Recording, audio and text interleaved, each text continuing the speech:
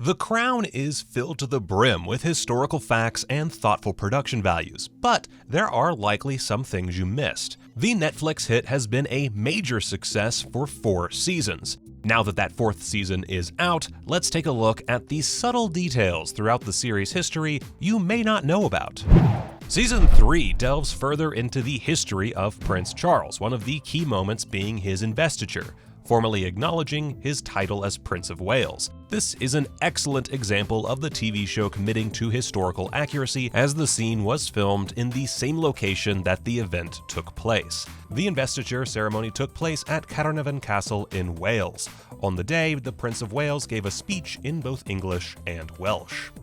It was quite the scandal when news came out explaining that Matt Smith was being paid significantly more than Claire Foy for his work on The Crown. Though Smith was a popular actor when he was cast, known for his work on Doctor Who, Claire Foy appeared on screen significantly more than he was and portrayed the central character of the show. While there were reports that Foy was to receive back pay to make up for the difference, the actress has claimed this never happened. After this incident, the creative director of the series production company, Suzanne Mackey, has said that going forward, no one gets paid more than the Queen.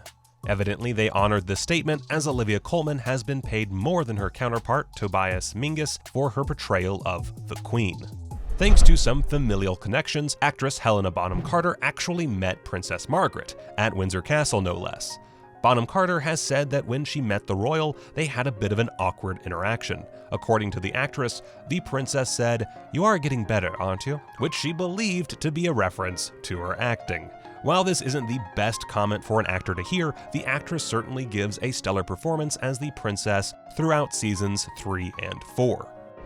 Helena Bonham Carter was not the only one to meet her real-life royal counterpart. Actress Olivia Colman and the Queen herself have also met, though their meeting wasn't quite as planned. Colman has reported that she accidentally met the Queen while they were both at an event for the British Film Institute. Thinking she was in a long line to get food, the actress quickly realized the line was actually formed because Queen Elizabeth II and Prince Philip were in attendance. She was told to greet the royals briefly and move on, which she did, but not without a fluttering of nerves, according to the actress.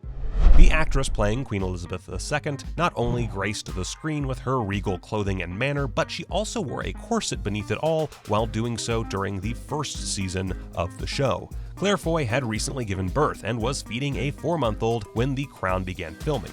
To help her manage playing the role of the Queen and fulfilling her role as a real-life mother, the costume department included secret zippers in the back of Foy's costumes to make it easier for her to tend to her little one. Matt Smith pulls off playing young Prince Philip with such skill it's hard to imagine any other actor in the role. However, there was one key physical detail that the production made adjustments to in order to bring the character to life more authentically: his hair. Smith is naturally a brunette, so for historical accuracy, the show had him wearing a blonde wig to make the actor appear more visually similar to the real Prince Philip. Both the hair department and Matt Smith certainly pulled the look off, as the wig is so realistic. Actors use many tricks to help them with their performances, but the one John Lithgow used was a little less conventional. The key to his performance as the Prime Minister was cotton. In order to achieve the signature nasally voice of Winston Churchill, the actor stuffed cotton in his nose. I hear you're a shadow of your former self, that when you walk, the pills rattle around inside of you. It's hard to believe Lithgow is actually American, since he pulled off a very convincing English accent on the show. It's even more impressive to us knowing he performed a spot-on accent while his nostrils were stuffed with cotton. Not many people have the opportunity to see their lives dramatized on screen, but that hasn't been the case for the real-life royals. We imagine anyone would be curious to see how a television show portrayed their life, and evidently the Queen was. The monarch has watched at least season 1 of the series and is reported to have enjoyed it. That being said, she didn't totally appreciate the dramatization of certain scenes, as they sometimes skewed the truth. On the other hand, her husband, Prince Philip, hasn't been such a fan and does not have any desire to watch the show. The younger generation of royals, grandson of the Queen, Prince Harry, and his wife, Meghan Markle, have reportedly also watched the show together and enjoyed it.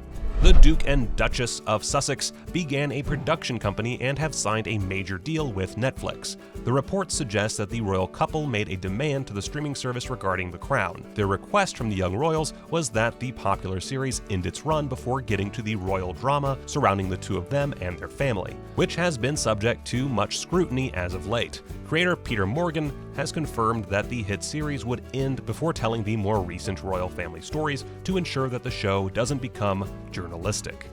Did you notice the sneaky Easter egg in Season 3? In a conversation between Princess Anne and Prince Charles, the princess says that if Charles is to be involved with Camilla Parker Bowles, there would always be 3 people in their relationship. We believe it's his intention to ask her to marry him. Fine. As long as he's prepared for there to always be 3 in the marriage. Viewers of the show would assume the princess was referring to Andrew Parker Bowles, Camilla's on and off again boyfriend. This quote was taken from history, but it wasn't Princess Anne who said it, it was Princess Diana. In a TV interview, the Princess of Wales stated that same thing, but in reference to her relationship with Prince Charles, who continued to be involved with Camilla over the course of his marriage to the princess. Anyone who has watched The Crown can't ignore the exquisite detail and elegance of the production. The series has consistently built lavish and detailed sets to depict the history of the royal family, since none of the series has actually been filmed in Buckingham Palace. Did you know that for the 3rd season, the production company splashed out even more money to make upgrades to their version of Buckingham Palace? Talk about the royal treatment. The Queen's famous corgis always seem to steal the show whenever they're on screen, and they get nothing short of the best treatment while on set. The TV pups are said to be big fans of cheese, cheddar in particular. No cheese, Gromit. Claire Foy stated that the dogs ate nearly a full block of cheddar every day, and that it was, quote, scary. Even though the actress isn't a fan of dogs, she said that she did love her furry co-stars. Who knows, maybe the pups shared their royal cheddar with her. The second cousin once removed of Queen Elizabeth II and uncle of Prince Philip, Lord Louis Mountbatten, is portrayed by the talented Greg Wise in Seasons 1 and 2. What viewers may not know is that the actor also happens to be married to a fellow performer, Emma Thompson. Wise is no stranger to acting in a period piece, as he met his wife while they were both acting in the 1995 film Sense and Sensibility. Just like the real royal family, the popular show is worth a lot of money. In order to accurately depict the royal lifestyle, millions of dollars have been invested in the series. The first season cost a whopping $130 million to make, though according to Peter Morgan, that price tag actually covers the first 2 seasons. Each episode is reported to ring up a bill of about $6.5 to $13 million. Regardless of which budget viewers believe, the entire series will likely end up costing about $390 million to $780 million. The first season of the show looks at the major familial drama surrounding Princess Margaret's relationship with Peter Townsend, the royal equerry to King George VI and Queen Elizabeth II. The reason this relationship was considered controversial was because of the 16-year age gap between them and the fact that Townsend was divorced and had 2 children from his previous marriage. While the show depicts Queen Elizabeth II taking issue with Townsend and the princess being romantically involved, the reality is this wasn't factual. The Queen never actually had a problem with the relationship, and ultimately, it was Princess Margaret who decided not to marry Townsend. While filming Season 1 of the show, there was an incident that could have had tragic outcomes. Matt Smith nearly died on set when the horse he was riding misbehaved and set off. Smith tried to grab onto a branch, but the crew advised him not to, as it could have made matters worse. The actor wound up going under the branch and down a ravine while the horse galloped toward a herd of zebras. Luckily, the actor was saved by a man who grabbed the reins and got the potentially disastrous situation under control. Episode 4 of Season 1 tells the story of the Great Smog, a catastrophic event in British history. The tragic event lasted for 5 days in December 1952 and wreaked havoc throughout the city. The incident took thousands of lives, and while the smog was a huge disaster, the panic and mania weren't quite as intense as the show portrayed, since fog was quite common in London. Regardless, this was still a major tragedy in their history, with so many lives being lost.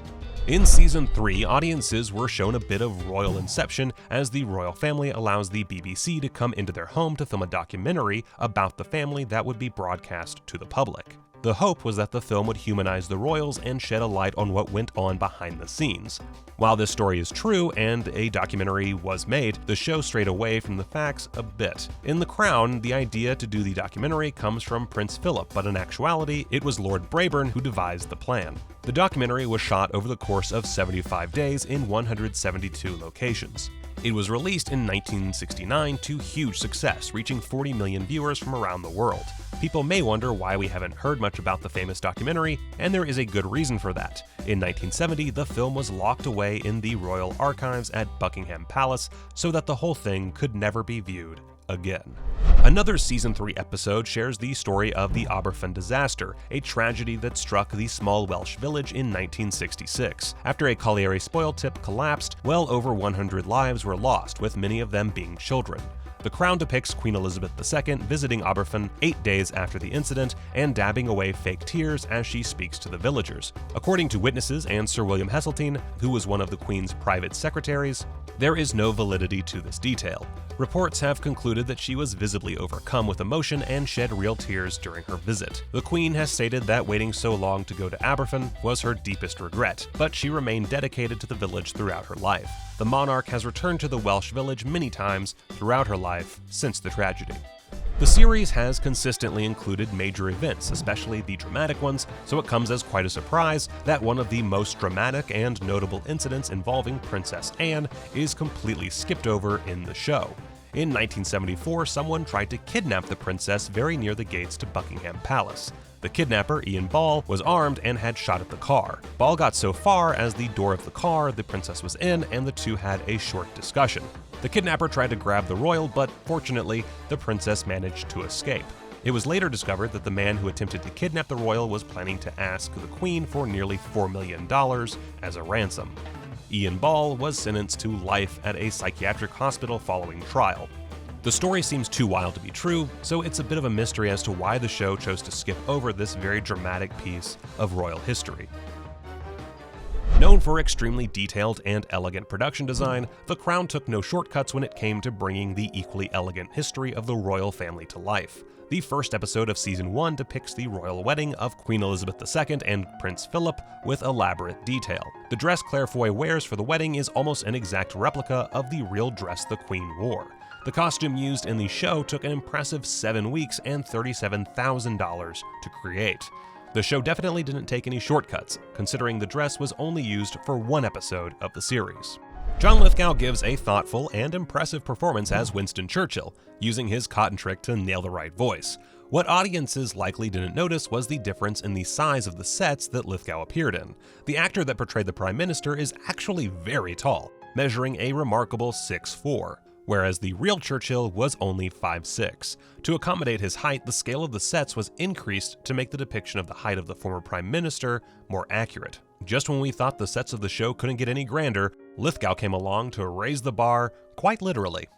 Princess Margaret was known for being regal and dressing impeccably for royal events from day to day. The princess is known to have dressed in many Dior designs. Much of her fashion was inspired by the French, so the costume designer for the show made outfits for actors Vanessa Kirby and Helena Bonham Carter that were inspired by Paris fashion at the time. In fact, the most expensive outfits made for the show were made for the Princess Margaret character.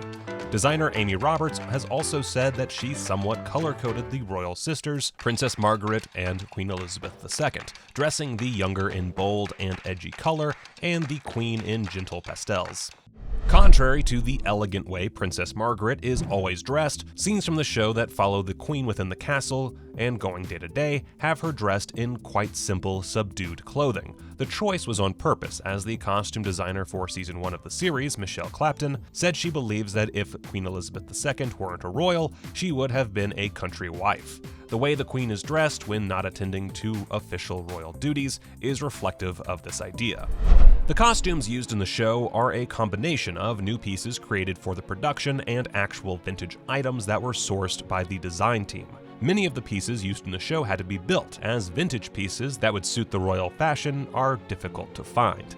The actors in the show also got to work with the designers on the costume choices for the characters they portrayed. Whether they were new or vintage items, we can be sure that the production was not frugal with money when it came to outfitting the actors, since certain pieces cost tens of thousands of dollars to create.